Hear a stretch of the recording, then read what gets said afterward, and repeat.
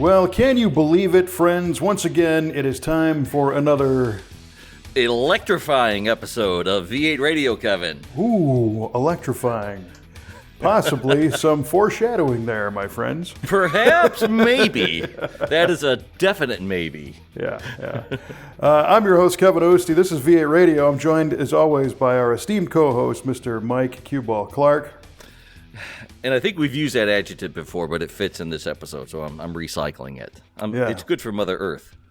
Well, that whole thing is, you know. Right. But we'll get to that in a moment. Right on. For those of you who've heard this show once or twice before, you know that we tend to start each episode off with an automotive trivia question. And sometimes they're interesting, and sometimes they just suck. Not gonna lie. Out loud. Have you prepared an interesting and or sucky question this time, Mike? Well, that's up to the listeners to decide, but I have definitely set up one question to go. And here we go. Kevin, there's a new movie coming out. I'm not sure if it already released or not, but it's Ford versus Ferrari, which is about the Ford's 1-2-3 victory in the 65 24 Hours of Le Mans, I believe.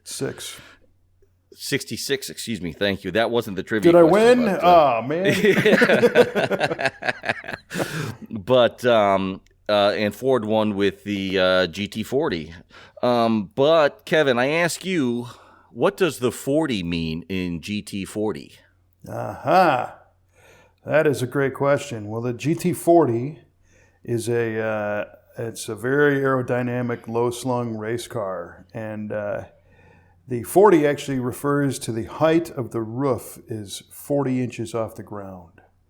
So that is my guess. Wow. That was a quick guess. Are you sure you want to go with that? Is that your final answer? Yeah, it could be. Otherwise, it could be the, like WD-40, where it was the 40th iteration of the formula. Is my second guess. Yeah, exactly.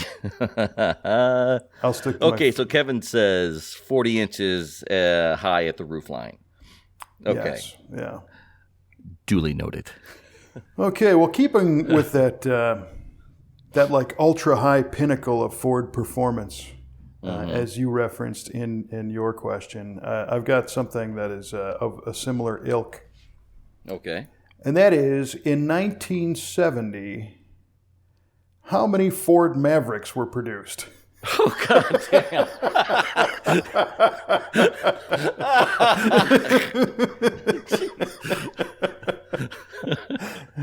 Oh, Lord.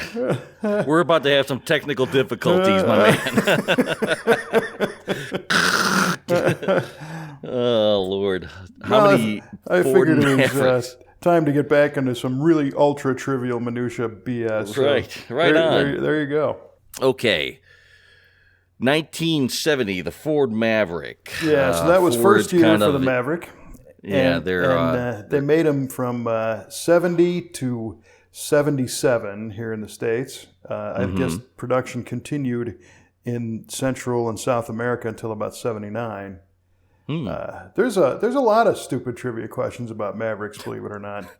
I believe it. One of which is a 1977 option package that they only sold 400 of. Oh, boy. Yeah. What was that? It was actually a police package. What? A Maverick cop car? Yeah, they made a Maverick police car, and they didn't sell any of them because everybody thought it was garbage. Yeah, they thought it was not police car capable. So, well, they were right. Yep. Oh boy. Okay, but getting back to the question at hand, how many Mavericks were produced in 1970? Yep. Oh gosh, this is just going to be a complete WAG, and I'm going to say 48,000 Mavericks in 1970. 48,000 Mavericks. Okay, duly the noted. pinnacle of Ford performance. Well, it's up there, with them. Right. Couldn't you get those with a 302? You At one could. point? You could get the Yeah, Maverick I thought so. Grabber. That's right. And The of course, Grabber. the Mercury Comet was the counterpart, and you could also get that Right. with a 302. I knew a guy who had one of those 4V Maverick Grabbers. Well, it wasn't a Grabber; it was just a regular Maverick, and it was like that mustard stained, Yo, half brown, half yellow, with a brown vinyl top, and like the best color in the lineup, folks. yeah, like a runny, mustardy brownish Baby interior. poop yellow. Yeah, but that thing would do burnouts for blocks, man. With the 302, I believe in it was serious. Oh God. There was some also, again, more Maverick trivia. Some of the colors they came up with had some pretty cool names. Anti-establishment green, Really? yeah, was an actual name. Get out of here! I did not know that. Interesting. They tried real hard to make them cool. It sounds like they're trying to take a page out of the Chrysler book with the high impact color names. With Yeah. sassafras green and top banana yellow and things like that. Vitamin C orange. Yeah. So anyway, Cool. We'll find out at the end of the show the answers to our questions. that's right. In fact, one more fun color was Freudian Gilt, G-I-L-T, Really? which was gold. Yeah. Wow. I mean, it's really a bummer that it wasn't a better car, because that's some good marketing right there. But That is great marketing. That's terrific. yeah, Speaking of marketing, you just got back from a big marketing show called SEMA. that's right. That's what they call that show. Mm-hmm. It was intense, man. Once again, Oh, I believe it. we did our preview episode right after I arrived in the lobby there, which was I went back and listened to that. That was kind of funny. Yeah. Excuse me, sir. Can you tell me where the bathroom is? Yeah, exactly. Where do I get my pass? Yep, couldn't make that up, but that's how it went down. Those were not plants. Those were actual showgoers Correct. In need. in need. But yeah, it was a great show. Lots and lots of stuff to see again. I think they were anticipating setting some attendance records. I don't know if they did, but Oh boy. somebody was saying over 180,000 some people showed up. Holy cow. Oh yeah, it was jammed every way possible. Well, I'm sure they all heard that you were doing more duties there, so they all wanted to come and see. Yeah, right. That's I'm sure that's what it was. Well, it was kind of interesting because I had the good fortune to have quite a bit to do there this year, starting with the SEMA reveal, where we show off some cars out in front. And it's interesting because it's an industry-only event, the whole show. But that was like an industry-only thing.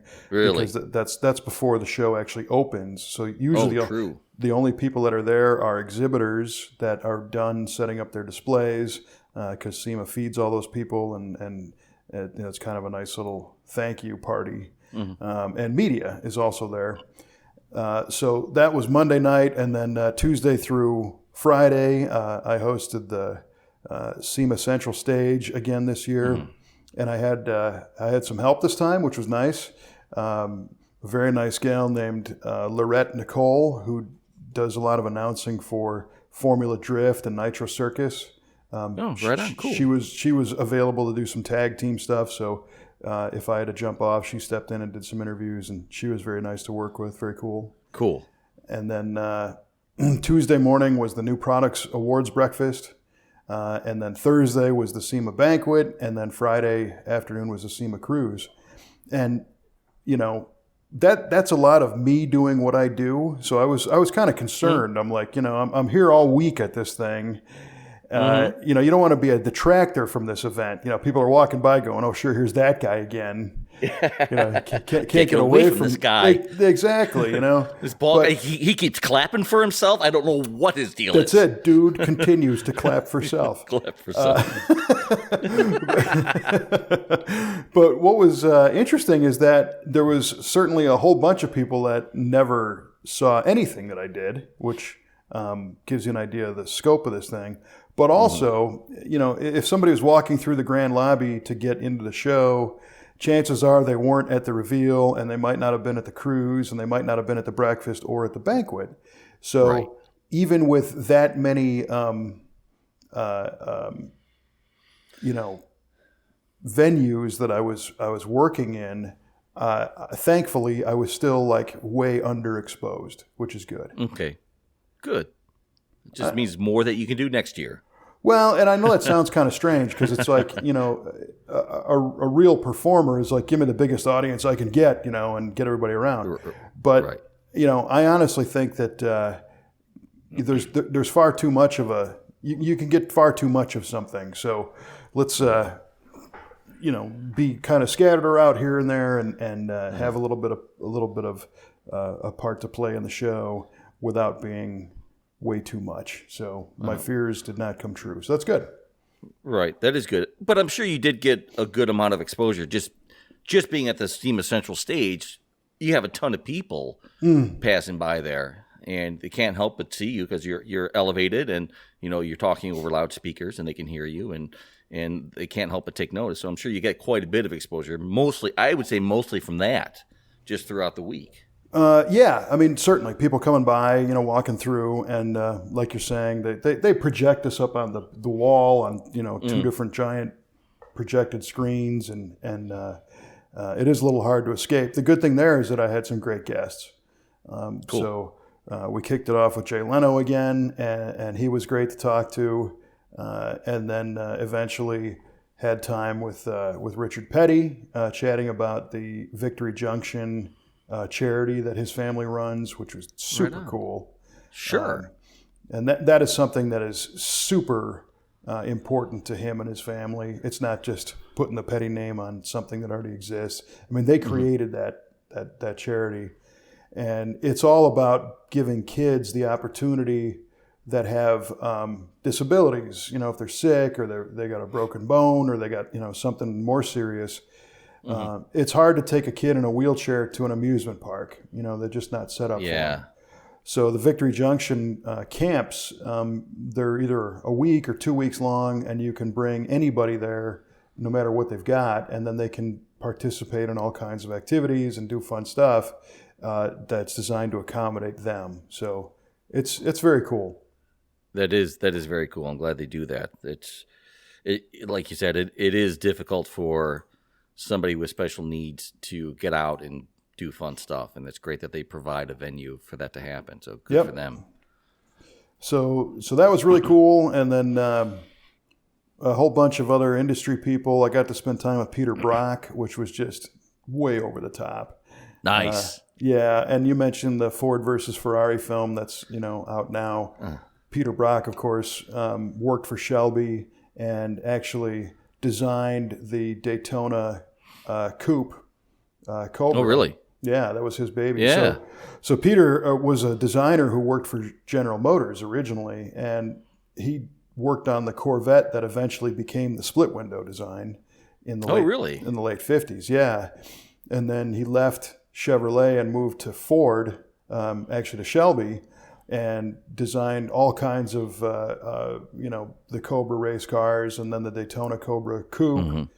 And after that program ended, he started Brock Racing Enterprises, or BRE, and these were the Datsun 240Z cars, the red, white, and blue livery in the early 70s.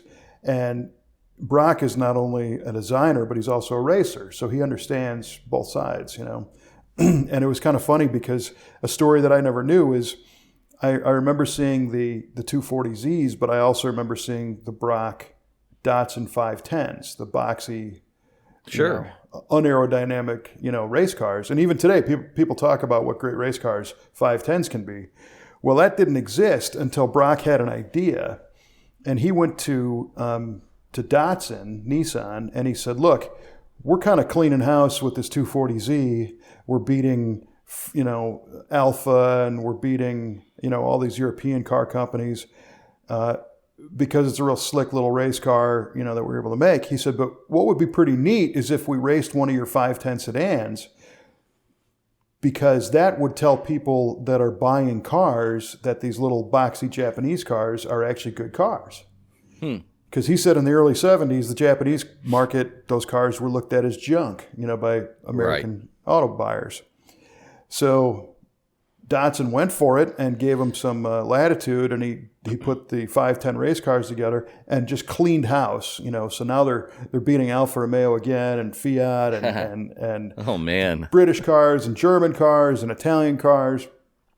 And what it did is it got people into the showrooms and helped launch the popularity of Japanese cars to American consumers. It all came from racing, and here's I'm sitting there next to the guy that did it. It was really cool. That is cool, man. Right on. Good for you. Oh, that's cool. Yeah, he just turned 83 last week. So holy cow. Yeah, but he's totally with it, and he's telling the stories like they happened yesterday. Oh, that's cool, man. Yeah. So all of those got recorded, and will be distributed on the SEMA YouTube channel throughout the year. Okay. The SEMA puts out a newsletter, and they include a link. But if you go to YouTube and look up the SEMA channel and subscribe, as those get released, you'll be able to see those. I am a subscriber, and I do see those, so that's cool. Right on, yeah. And a whole bunch of other cool ones. Being an industry guy and all, you got to do those kinds of things, Kevin. That's it. I'm sure they just added you to their list. You didn't have to subscribe to that. They just probably went, oh, yeah. Well, I mean, I don't want to brag, but... Yeah, I know how it goes.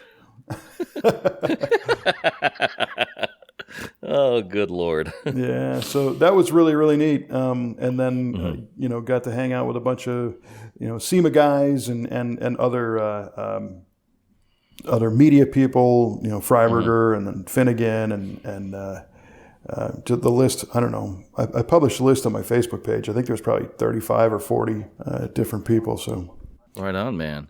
Yeah, and hopefully, most of them didn't regret, coming over afterwards. Who the heck is that guy? How did your gig go with Jared? Jared Deanda? Yes. It was a lot of fun. So we ended up doing two of them.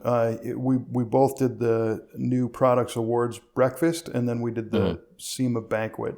And the awards breakfast, there's probably 3,000 people there at that one. Holy cow. And then the SEMA banquet has more than that, 4,000, 4,500, something like that. And this year's banquet was outstanding, and not in any way because I was there. It was because they used the Blue Man Group as their entertainment. Right. And if you hire the Blue Man Group, you can hire them in modules. So really? It's like, so typically previous banquets have been entertaining, but it's like, here's whoever the hosts are, and they're gonna give the awards to the person of the year and whatnot, and some acknowledgments and the speech from SEMA CEO and president and chairman of the board, and you basically sit through the whole thing, and then it's like at the end, here's a band, here's Jimmy Vaughn or whatever. Right. This year, they hired the Blue Man Group to do these little modules. So the Blue Man Group opened the show, and then Jared and I did some presentations of a few things, and then it would go to the band. They had a great onstage band, and then Jared and I'd come back out, and then it'd be another thing from the Blue Man Group. So it really paced out nice, and there was something entertainment every few minutes, and not sit through the whole thing and wait, and then the show, I gotcha. So people were engaged. They stayed through the whole thing. The Blue Man Group killed. Wow. The band was awesome. Jared did a great job. He and I had a lot of fun doing it. So it was a really nice night. It came out to be really cool. The Person of the Year award was great. It went to Dan Kahn from Kahn Media, who has irons in every possible fire and is just doing a great job. The SEMA Hall of Fame inductees were all great this year. It was Marla Moore from the Coker Group, who I've known for a long, long time. Cool. Bob Chandler, the guy that created Bigfoot. Oh, yeah. The monster truck, yeah. Yeah. So he got inducted this year. And I learned, trivia question for you, why was it called Bigfoot? Oh, I mean, the obvious answer is because it had big tires, but I'm sure that's not correct. You're correct. That's not correct. Yeah, the actual answer is that Bob Chandler used to put his foot to the floor when he would race this thing and break all kinds of parts all the time on the monster truck. So his crew chief said, look, if you didn't have such a big foot, we could run this truck 2 weeks in a row. Ah. And then they that's painted cool. it on the side of the truck. Huh, nice. That is interesting. That would have been a good trivia question. Yeah, and of course his business card is kind of neat. Oh, that is pretty A cool. little cutout Love it. of Bigfoot, yeah. Yeah, we're looking at a Bigfoot-shaped business card. That's terrific. Yeah. Love it. And then the third inductee this year was the late Bruce Crowder from Crowder Cams. And his wife and nephew, I believe, received that award. So that was cool. And then, like I said, there was a house band that they hired. These guys play Vegas all the time. I think they're contracted at Mandalay Bay in one of the big casino areas, bar areas. It's called Patrick and the LVB. Just super tight, awesome band. Nice. So I had commented before that I thought the SEMA reveal, kind of felt like a variety show. With the band and everything else. It was the same band that played at the banquet, and that was because now I had Jared and I had a whole live studio audience and the band and the different people and everything, and it was just really, really cool. It was a lot of fun. Oh, right on. Dig it. Really hope to have that opportunity again. I'm sure you will. I'm sure you will. I mean, I know you say that all the time, but I'm sure you're a staple that they count on every year. So I'm sure you'll be getting the call. Wouldn't be a bad thing because that was just a lot of fun. And right on. And again, I got truly lucky there because the rest of the show was so strong. If it was if the entertainment didn't go well and people left after 15 minutes, then I probably wouldn't get called back. But the rest of this thing, everything clicked. So.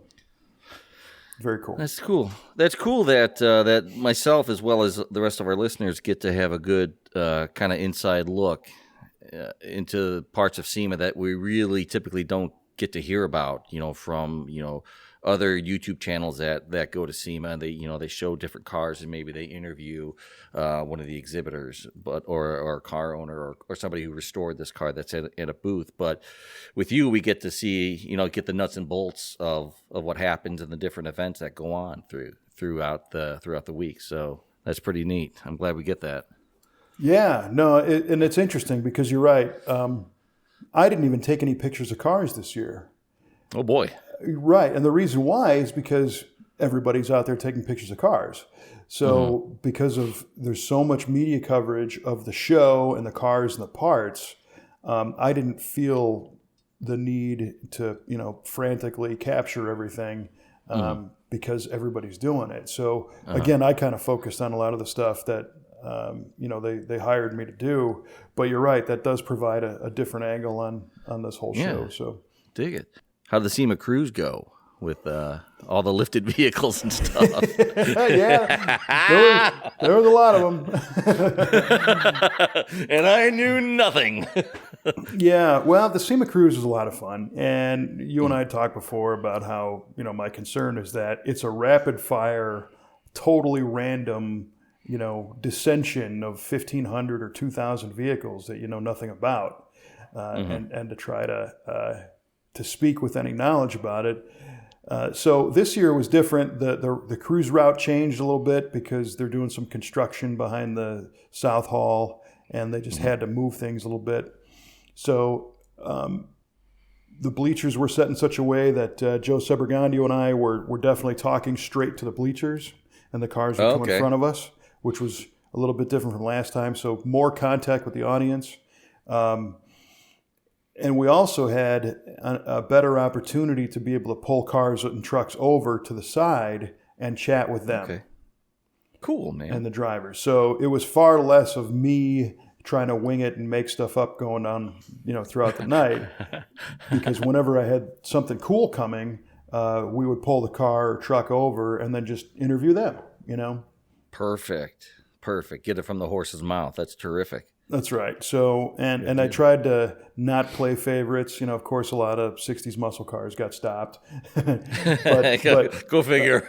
Yeah, but also some of the new Supras, because the new Supra was everywhere. Was it? Yeah, they were actually calling it the Supra Bowl. Nice. Yeah, and that's a wicked little car. It's actually it's BMW built and Toyota powered, and it's a tremendous platform to customize, and that's why it was such a big hit at SEMA. That's what you do. True. And also the Jeep Gladiator, as we anticipated, there was a lot of Gladiators there, done up any way you could imagine. I'm sure. From fairly stock with bolt-on step bumpers and push bars and lighting, up to overlander rigs with rooftop tents and refrigerators and stuff. Yeah, it was cool. Neat. Cool. Way lifted, to fairly stock drive, wheel and tire combos. So, lot of really cool stuff. So I have not gone back and started to check YouTube to see the SEMA Cruise coverage this year. To see if I got shredded, but we'll see. Nice. Yeah. Oh man, that's cool, man. That sounded like another heck of a week that you've had out there. So it was. We're glad you're back, and we're glad we can hear so much about it. Yeah. Well, it was a great time, and again, kind of a blur. But it's funny because Leno had unveiled a new Bronco, but it wasn't the new Bronco. Really? Right? So I think Ford kind of pulled a fast one on everybody, and Leno had worked with the SEMA Garage to do a Bronco build using the new GT500 engine, which was the subject of our last trivia question. Yeah. 730 horsepower. 10.6, 133. Yeah, exactly. Yeah. But the buzz was going around that Jay was going to unveil the 2020 Bronco. And in fact, his was a 68. So they look identical under the cover, and it was in the Ford booth, and this thing's got a cover over it. And 10:30 Tuesday morning, he's getting ready to pull the cover, and there had to be, I think there had to be 5,000 people standing around. Holy cow. It was a huge crowd. And they pulled the cover, and everybody was excited to see the Bronco, but I think they were expecting the 2020 Bronco because the hype's been built. But interestingly, here we are over a weekend, not at any giant show, and Ford unveils the Mach E. Right. Mustang. The Mustang Mach E SUV. Right. So there's all kinds of stuff going on in this world right now. You would think at the Mustang Mach E would have been unveiled somewhere. That would have been a good time, a good spot to do it. But this got unveiled today as we're talking, and I had only seen a couple of pre-release leaks on it. I've seen some pictures and a few numbers on it. Sure. So what's your take on an electric SUV named Mustang? I gotta tell you, I don't think it should be called a Mustang. The Mustang is, I'm not really a Ford guy, but the Mustang name is historic and belongs to a performance car. And now, don't get me wrong, that Mach E is going to put out some pretty good numbers from a performance standpoint, but it's an SUV. Mm-hmm. It's not a performance car. Mm-hmm. So I would like it to be named something else. Mm-hmm. That's just my personal take on that. That was my take originally too. Was it? But the more I think about this, the more I'm kind of down with it. And Are you? And here's why.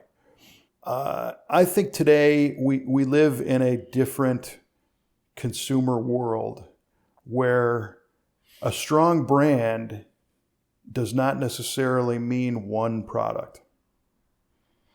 So the example there is I'm going to name a brand, and the product could be any number of a bunch of different things, but you will know exactly what the product is going to be in certain fashion, right? And the name is Oreo.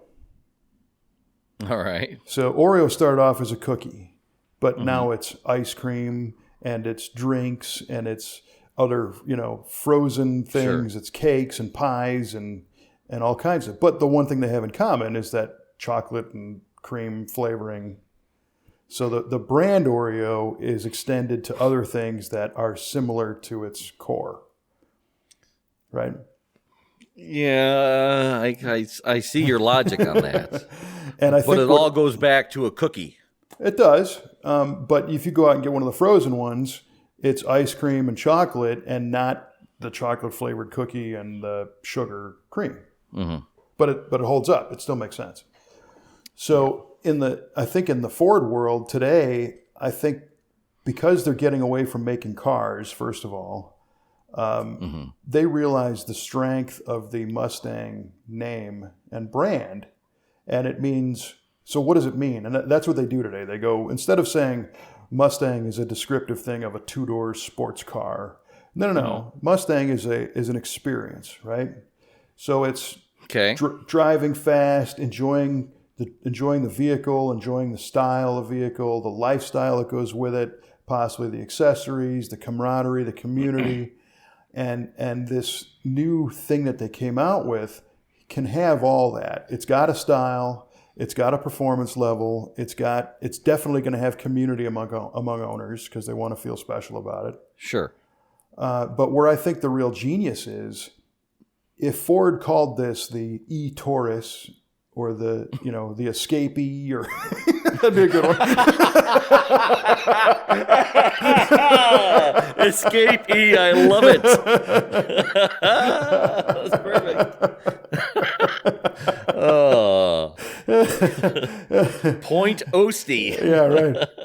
That just happened too. That was not pre-planned. But if they would have called it that, maybe not the Escapee because that's good. But if it was the Taurus, electric or whatever, nobody would have cared. Nobody would have cared. It would have been an electric. Ford came out with an electric SUV today. In other news, nobody cared. Yeah, right. But if it's, hey, this is a Mustang, right? Now we all know about this thing, whether we want to or not, because it's got some controversy alongside of it. Mm-hmm. And it sounds like it's got some performance cojones too. I'm hearing 0 to 60 in the mid threes. I wrote down all the different performance specs for the different trim levels on there. So you have 3 trim levels: a Mach E Select, Premium, and GT.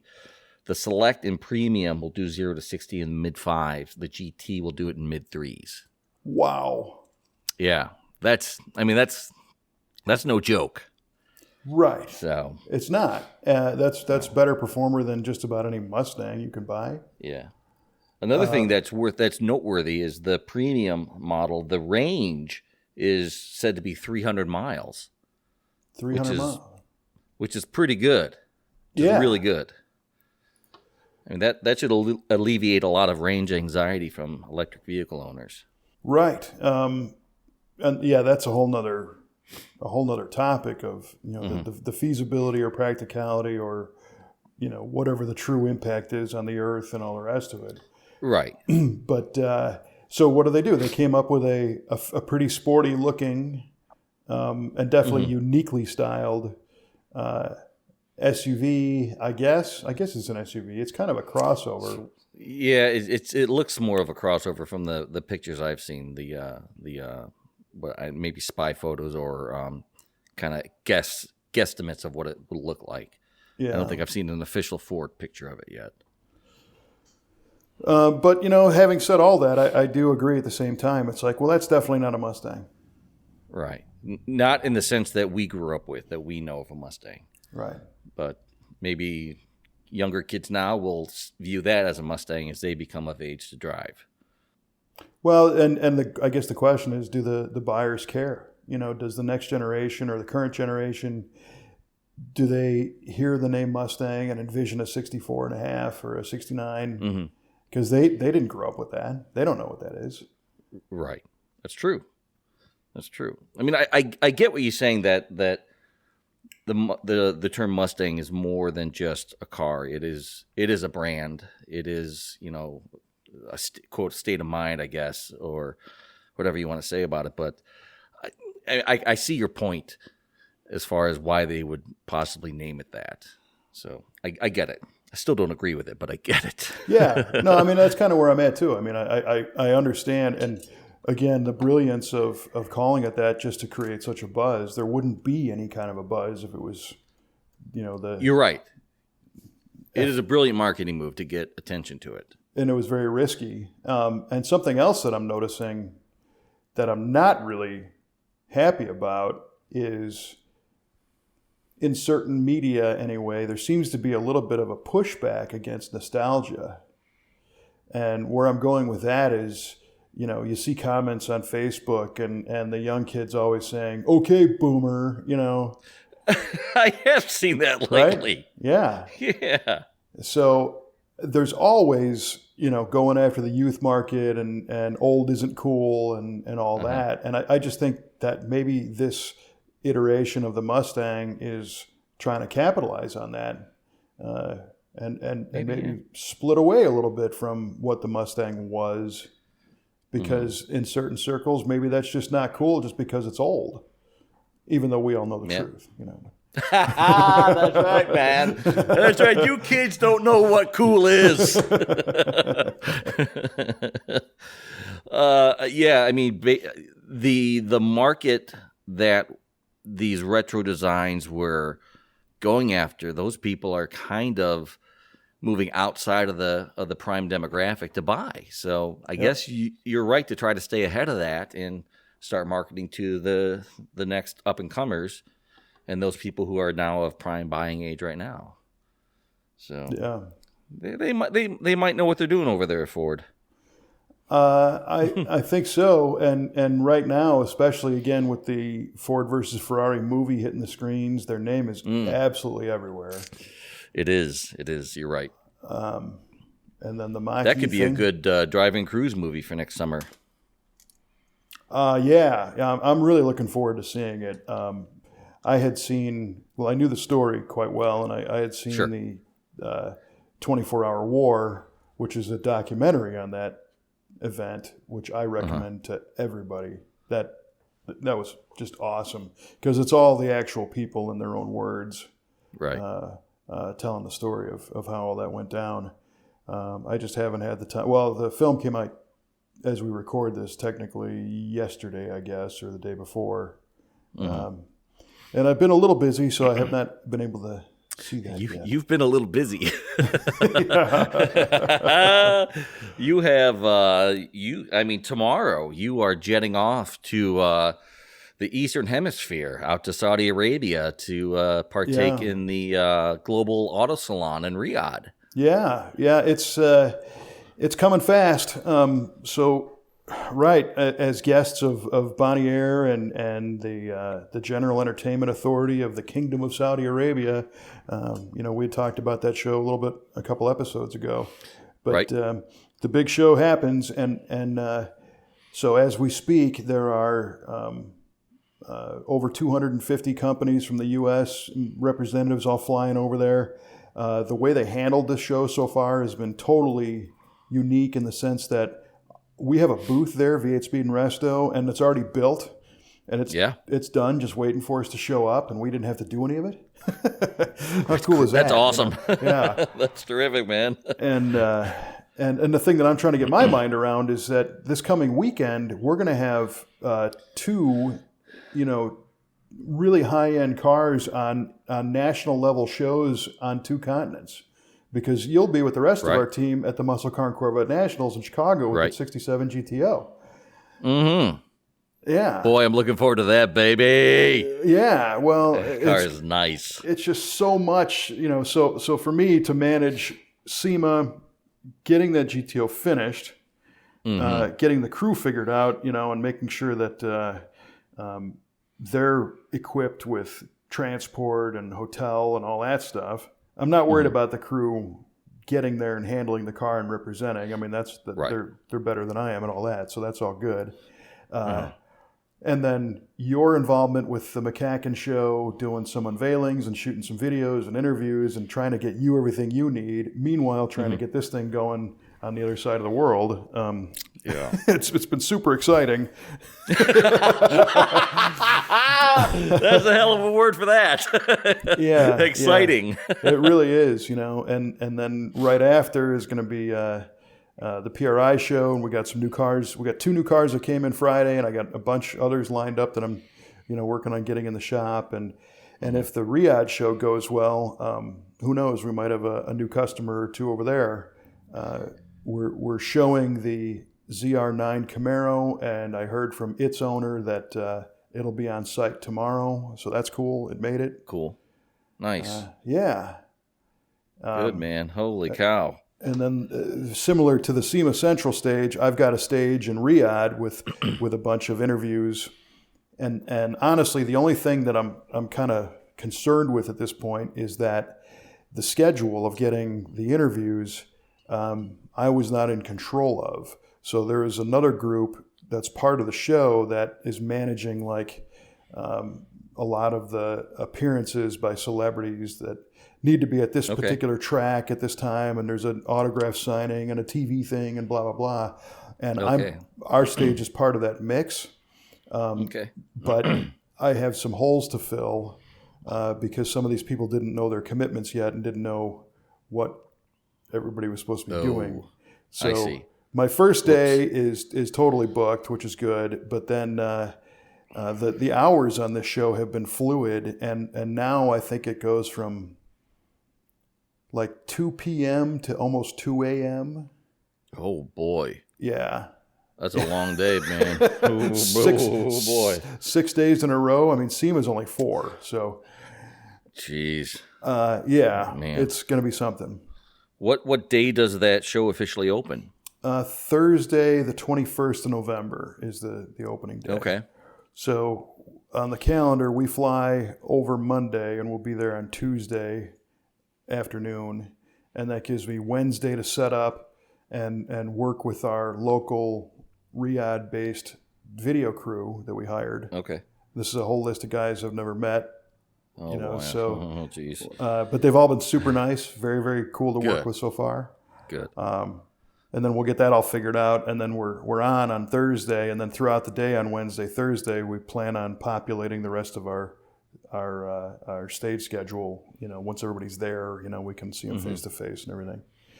And then that Thursday, I guess that Friday morning is when our team leaves Redbud with the GTO and heads up to Chicago. And they should be getting that car in the Mustang and Corvette Nationals before noon on Friday. Okay, cool. And then that show kind of gets placed throughout the day on Friday for the opening on Saturday, and that's when you're on. Woohoo! Yeah. Sweet. Oh man, it's gonna be fun. It's gonna be a great time. And I'm lucky that we're gonna have Ben up there as well as Tyler and Trevor, who know what they're doing, especially Ben from a filming a video standpoint. He knows what needs to happen. So I'm sure he's going to be pretty much running the show and just telling me where I need to be and what I need to do. Where we need to shoot.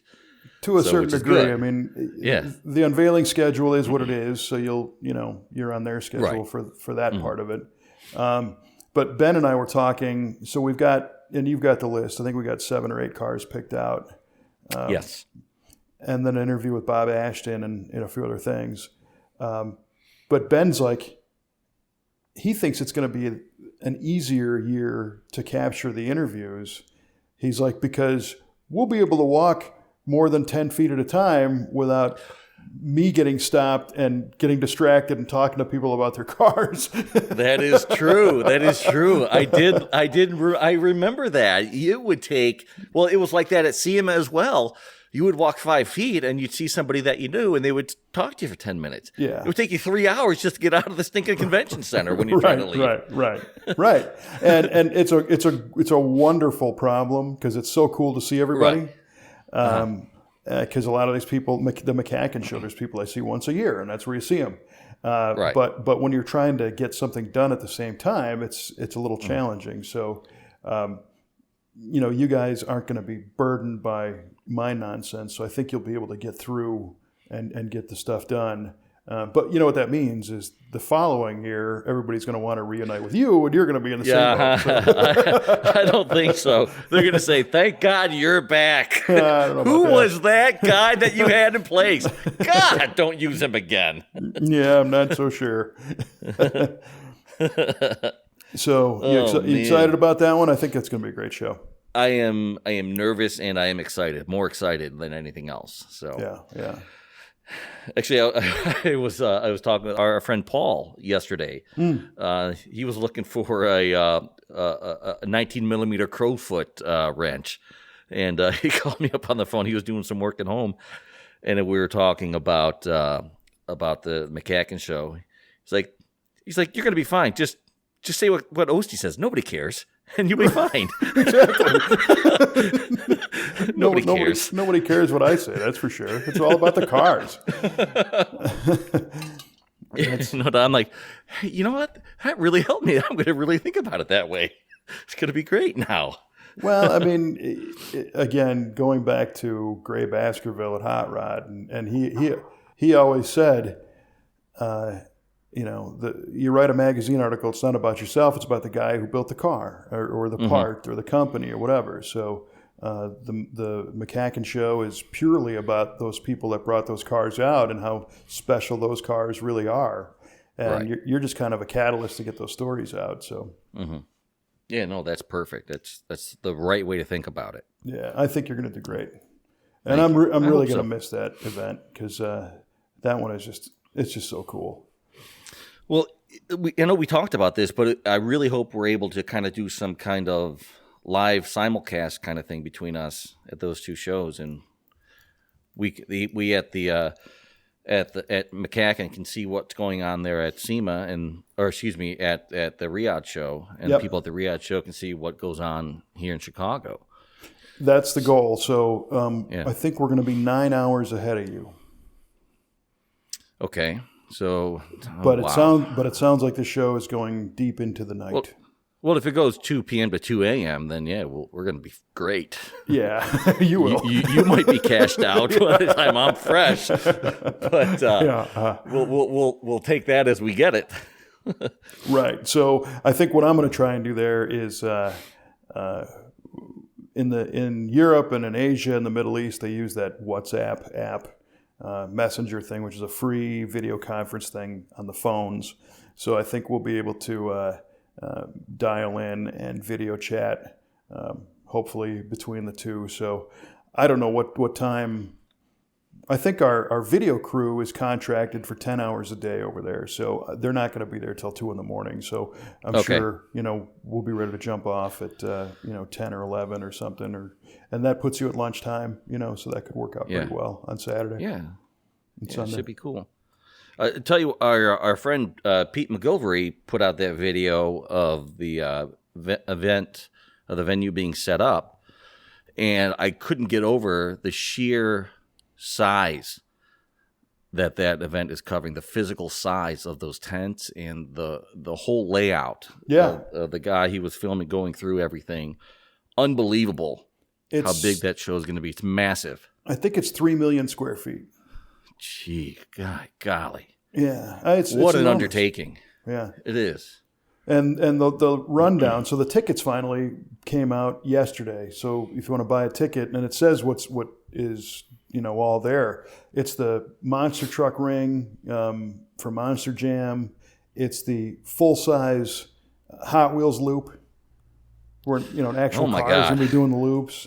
It's the Formula One 500-meter track, so it's 500 meters each way, and I think they can do over 100 miles an hour in that 500 meters. Gee whiz. And then there's the auction, which is going to happen on Saturday, and the auction docket is available online at Worldwide Auctions, and you can see all the different cars that made it out. So some of Rick Doerr's hand-built customs are there, and exotics and hot rods, and some previous high-profile cars.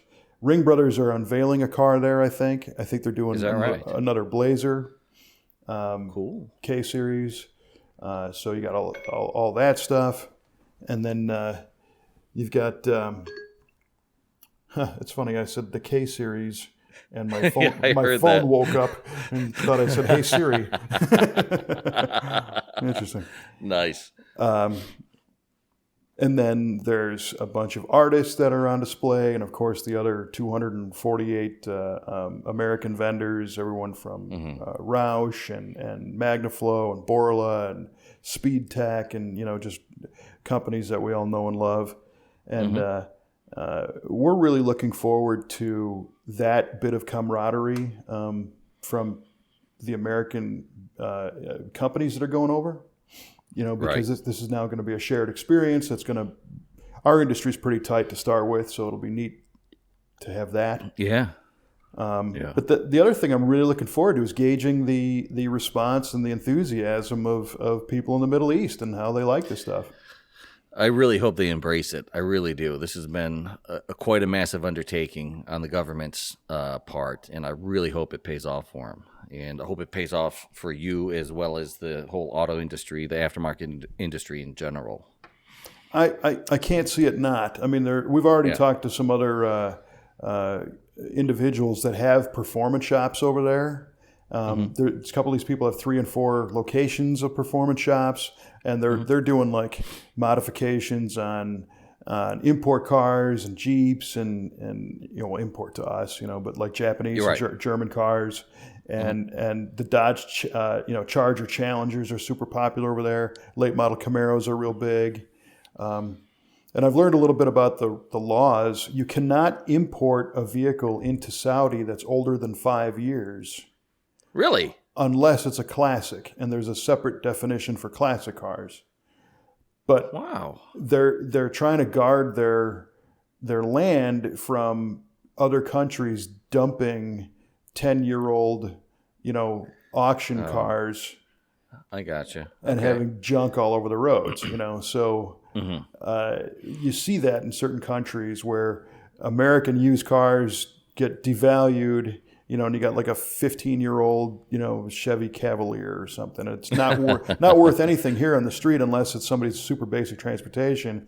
But those things might get shipped down to Mexico and get sold there for a whole nother life.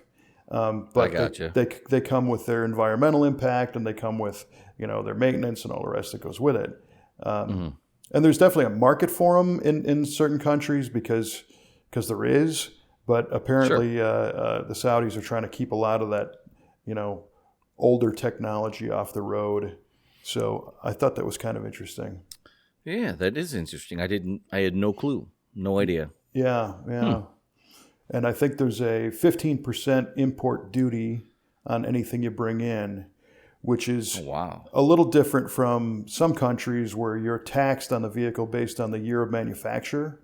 And it's like a sliding scale kind of thing. Theirs is flat 15%.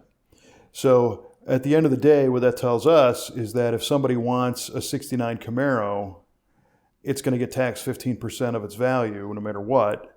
But it falls under that classic umbrella, and it will be legal to import and drive. So but now, when they say 15% of the value, is that the estimated value at that time or the value when it was new?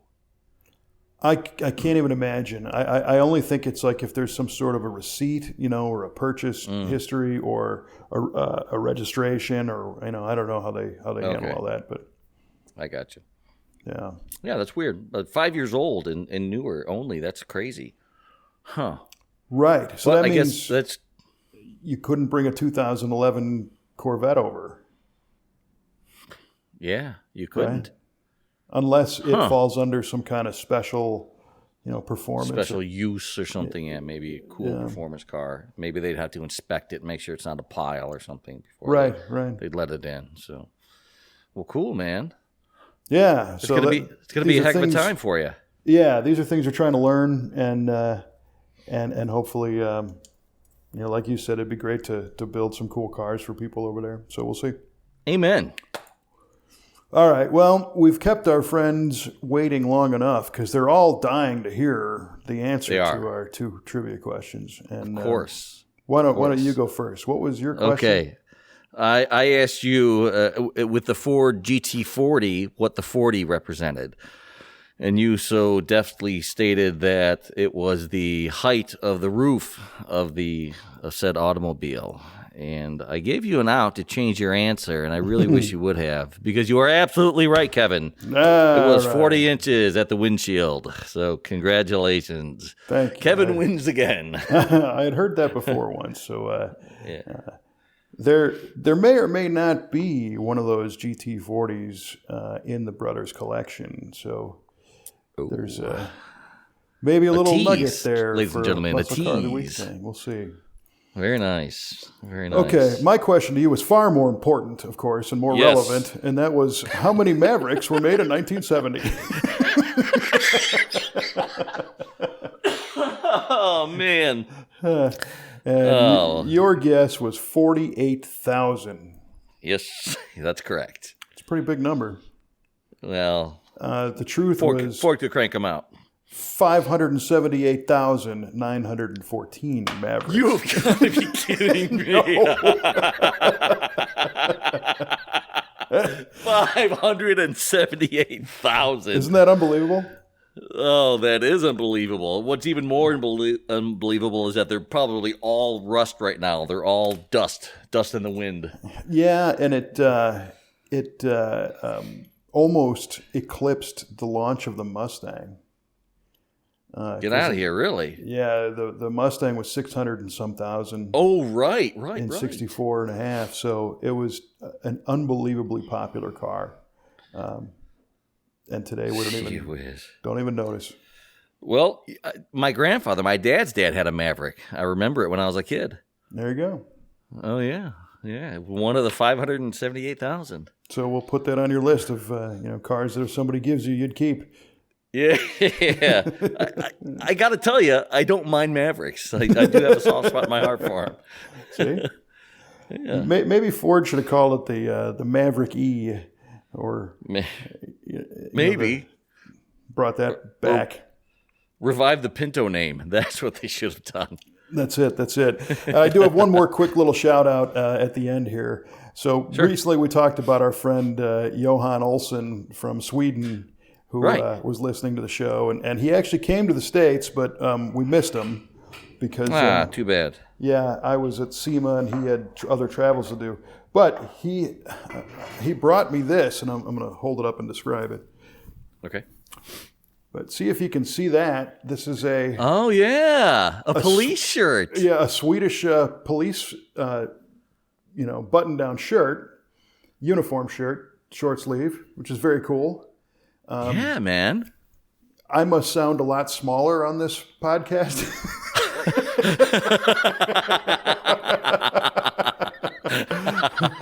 Because this is a solid medium, but it's definitely, and legally I probably couldn't wear this anyway. I wouldn't impersonate a Swedish officer by any stretch. So I'm going to hang this one up on the wall. This is super cool, and I'm going to have to get Mr. Johan something in return. That was very nice of him. Just wanted to do that shout out. That's cool.